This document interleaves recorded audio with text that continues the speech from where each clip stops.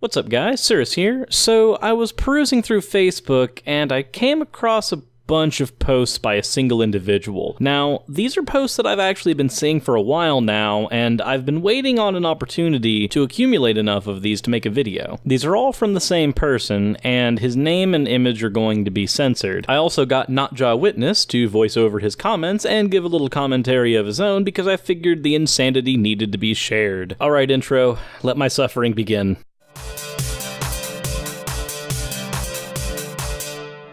Well, now that the formalities are out of the way, hey NotJah, why don't you go ahead and read the first comment?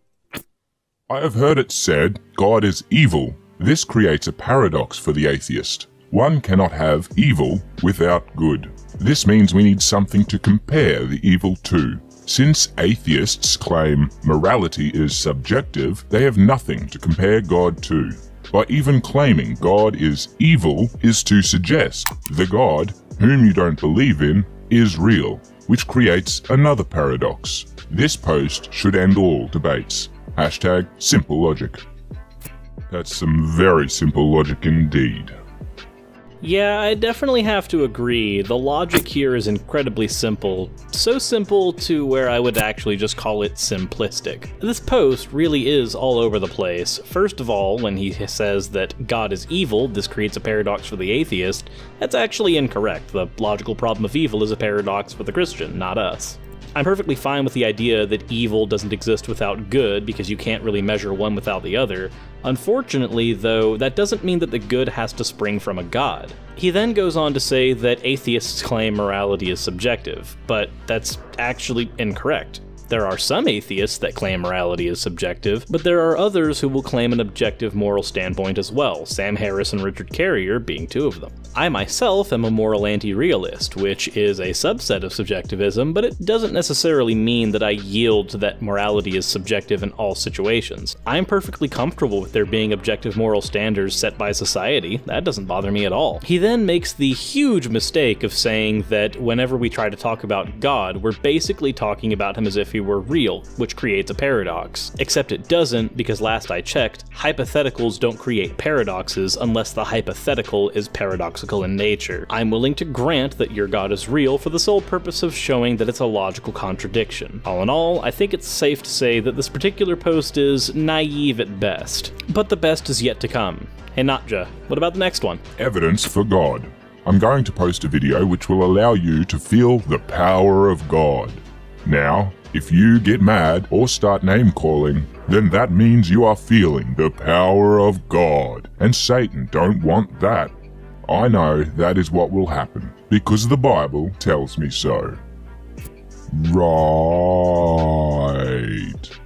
So the clip in question is actually about a 27-second long video that's essentially a Christian concert. I'm not exactly sure how I'm supposed to feel power from God through this. I also love the disingenuous catch-22 he tries to put readers in when it comes to this particular post by saying that if you feel mad, you're feeling the power of God. But if I feel good while watching this, you would also say that I feel the power of God. So in either scenario, I guess I'm feeling the power of God. Where is your margin for error? Where's the null hypothesis? I am kind of curious to know how they think that they can harness the power of God within a video likely taken by their cell phone. I heard this on the radio today. When Jesus rose from the dead, women were the first ones to witness his resurrection. In the first century, women were not held in high regard. People never took the message of women seriously. So if one is going to create a work of fiction, to create a movement, why choose women to propel that movement? Most people would reject words from women. Lee Strobel, former atheist. There is evidence one cannot argue about. Is this supposed to be that because they decided to use women to propel the movement, that means that Jesus definitely rose from the dead? I don't get it. Yeah, I don't really get it either. Not to mention the disciples and Paul were all male, and they were the main people spreading the faith. They also definitely had a horse in the race in believing whether or not the resurrection was true. I don't know, it just seems like a really disingenuous statement to make. I also love how he qualifies Lee Strobel as a former atheist, and then says that there is evidence one cannot argue about. But I'm fairly certain that historians have been arguing about the resurrection of Christ for a very long time, and will continue to do so. As long as there are people who have something to lose with the resurrection being untrue, then there's definitely room for argument to be had. Evidence of God. I was having a difficult financial time here lately. I prayed, God, I have been faithful and given to charity. Now please help me. Today I walk out of my house and see cash laying on the ground. Exactly $13 in small bills. Now those who study numerology will be quick to point out 13 is a bad luck number, but for me, it is evidence of God. I mean, money doesn't just magically appear. To the rational mind, this doesn't make sense, but to the believer, it makes perfect sense. Malachi chapter 3. Bring the whole tithe into the storehouse, and I will throw out so much blessing, you will not be able to contain it. Today, God did just that. Because money does not grow on trees, but it does rain down from heaven. What they're saying here is that some other poor schmuck has lost $13, and instead of when this person found the $13, instead of being a decent person and like handing it in to the local authorities or maybe the unit section area, the lobby or whatever, there's a lost and found, just ask around if somebody's lost some money, see if they can name what they've lost. I mean, there are definite ways you could do this, especially if it's, just outside their house or whatever. Just seems a bit of a dick move if you ask me. And then you say you're in a tough financial time and all God does to help you when you pray is give you $13. It's enough for a bus trip and a coffee if you're lucky. Like, what the hell does that mean? That's a slap in the face, isn't it? He's God. If he was going to help you, why didn't he give you $1 million? Pay off your debt. Yeah, I do have to agree, and I would like to add on that statements like this really just show how small the Christian God actually is. He has infinite cosmic powers, and yet he gives you $13. Also, if he's a quad-omni God, wouldn't it follow that he had some hand in you getting into your financial bind in the first place? If everything happens according to God's will and God's plan, then, well, it would only follow that this was kinda his fault. So, much like with hell, God's trying to get you out of the bind he put you in. Kind of an asshole God, if you ask me. If two guys who loved each other got married but no AIDS was present among either of them, then they make love and become infected with HIV. Then the both of them get into a car crash, go to the ER, and a nurse working on them has a cut, gets infected. Then she, in turn, infects her husband, who is sleeping around, and infects another girl. Then that girl infects 10 other people, and one of the 10 is a blood donor who infects millions. Then would homosexuality be good? God has a plan. As long as we stick to that plan, society will work, and we can stop the spread of AIDS. What the actual fuck? Oh boy, I have a lot to say on this. You first, NotJah. That's just not how shit works.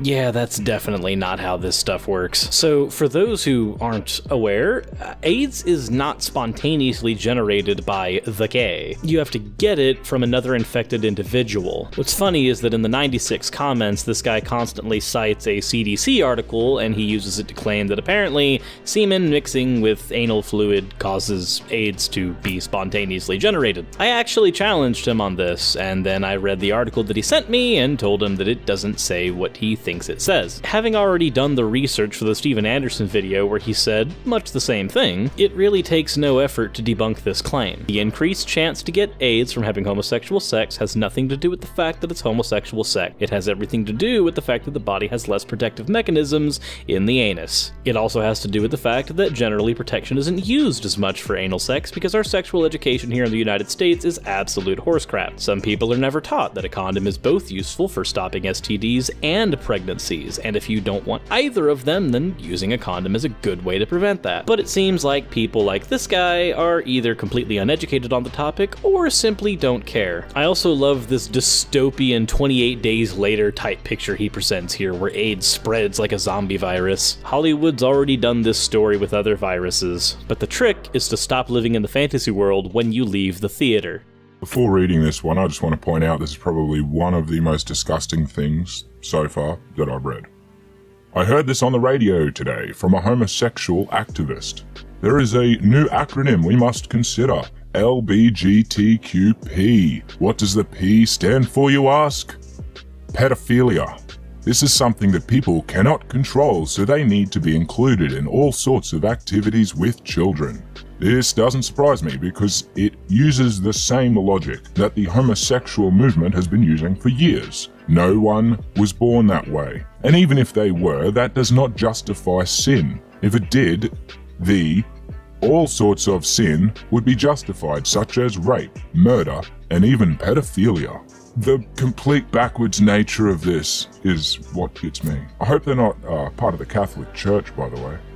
That would be rather ironic. Yeah, I would have to agree that this individual is definitely spouting some pretty horrific shit. But I'll be willing to grant him that pedophilia might be a sexual desire that somebody can't control. But even if I were to grant that, it doesn't then justify their ability to harm children. If somebody is so broken and twisted that they legitimately see children who can't give consent as sexually desirable and then pursue those desires, they are a moral monster. There really is no in-between here. And to equate members of the LGBTQ with pedophiles is absolutely horrific, because essentially what you're doing is you're equating people who love their consensual partners, much like heterosexual couples do, with people who are actually predators. There's actually going to be a live discussion on my channel here in a few weeks talking about this very issue. So let me make it clear for this individual and anybody who might be listening. Do not equate people who have consensual partners of the same or opposite gender with people who are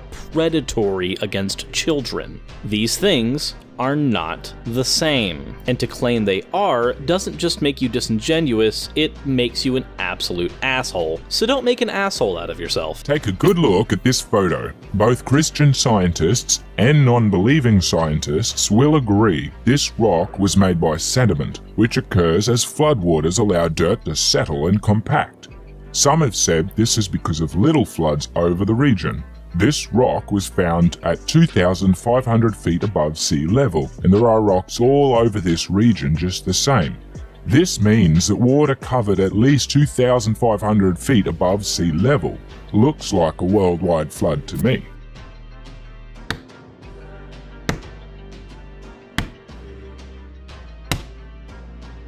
This is so fucking stupid. Like, it's just because they're at that height above sea level. I mean, I'm willing to bet there are still, like, creeks and valleys, like, oh my god. Yeah, I think the conversation here pretty much boils down to is the rock got wet, that doesn't mean worldwide flood. The only people who try to point to Noah's flood anymore are people who don't understand how floods work. Do yourself a favor, call Noah's flood a metaphor. Then you can keep being a Christian without spouting nonsense. But if you decide that you're going to try to maintain that the flood actually happened in the way it's described by the Bible, then I'm sorry. I think you've given us ample reason to point and laugh. Not to mention, he's basically asking us to take his word for it that this particular rock, without any citation or location, happens to be 2,500 feet above sea level. Without any way of verifying it, we basically just have to take his word, and based on the other comments that I found from this person, I don't think that his word is worth a whole lot. Evidence of God. In the book of Revelation, speaks of blood-red moons, darkened sun, and a few other things, including trumpets. I believe we are living in the end times. Because there are blood-red moons and trumpets? I guess because some people thought that they heard trumpets, and we happen to have blood moons, which we've always had, and the sun has a variable amount of light that it gives the Earth at any given time because there's a whole lot of other factors in play, like cloud coverage. And you can tell that the article he's citing is serious business because it comes from alienUFOsightings.com. Chalk one up for the genetic fallacy. I think your source might be questionable. I was listening to the radio this afternoon and they was talking about evolution, how Bigfoot is one step below humans. This got me to thinking, if someone shot Bigfoot, this would be equal to murder as all other animals. If people truly believe in evolution, then they should give up eating meat, because that is murder. To say it is not murder is to put humans on a higher level than animals, which would mean evolution is false. Simple logic proves everything. I did not know that we had scientifically classified Bigfoot, let alone had him placed in our evolutionary process anywhere there. So I'd definitely like to see the sources on that one. Yeah, but unfortunately, you and I both know that his sources are going to be something along the lines of alienUFOsightings.com. Not to mention, I would say that evolutionists have less to worry about the Bigfoot claim than Mormons do, as some Mormons believe that Bigfoot is, Cain. But with that said, he's not actually taking this to its logical conclusion. All humans are related to all other eukaryotes, so I guess we shouldn't eat vegetables then. And I guess this also means that elephants and pine trees must definitely be able to mate. Statements like this are on a whole nother level of stupid. I would put them categorically below statements like, if humans evolved from monkeys, why are there still monkeys? Statements like this show not only that this person has no idea what they're talking about, but that they don't want to know what they're talking about. Two other things before we go. One, I want to know what radio he's listening to, because there's all kinds of crazy stuff that seems to come from that. And secondly, we have an entire universe where energy can only be transferred via consumption. For you to consume, you will have to kill something at some point. Or the something that you are eating will have had to either kill or benefit from the death of something else. It's unfortunately inescapable. It's what happens when you have an entire universe where, again, the only way to gain energy is from consumption. Nothing is free, and that's a fact of life. With that said, everyone, I'd like to personally thank NotJah Witness for helping out with this video. It definitely helped a whole lot to have him voice over these. I was happy to share my pain. If you haven't already, you should definitely check out his channel, and if I could recommend something, I would definitely recommend his Dr. Gaiman series. He takes this young Earth creationist and gives him grades on the things that he's saying, and they're absolutely hilarious. I'll be watching his sub count. If you don't subscribe to him, I will know. And before we move into the Patreon slides, everyone, as always, insert end of video tagline here.